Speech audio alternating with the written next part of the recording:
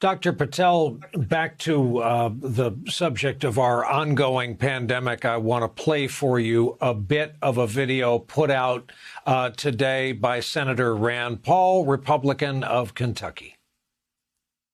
Children are not at any more risk from COVID than they are from the seasonal flu.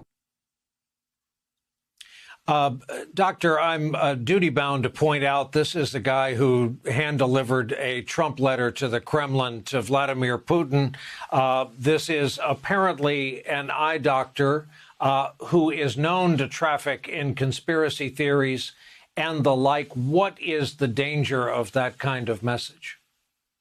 Yeah, it's incredibly dangerous, irresponsible, and candidly, Brian, any medical board would take away his license. In fact, the Federation of State Medical Boards is asking for that very type of disinformation to lead to revoke of licensure. So I encourage people to think about that. Number one, there is absolutely no basis to compare this to the seasonal flu. For starters, we actually have a vaccine for children for the seasonal flu. Number two, we have never seen these types of long-term impacts months out where we're still seeing effects of COVID infections, even mild ones in children, and certainly not this degree of severe hospitalization and some of the inflammatory syndromes.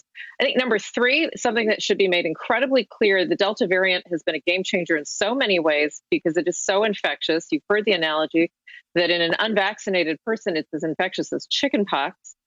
And that is nowhere near what we see with a seasonal flu. And then, well, I'll put a capstone on it. Sadly, Brian, something we're not talking about enough. Under the age of 12, we really don't have that many treatments to offer children. Many of those antibody treatments and things we've been talking about on the show for months now that President Trump received, for example, and Rudy Giuliani and others, those are not even available to children. So if a child comes in, we have supportive treatment, not much else to offer them.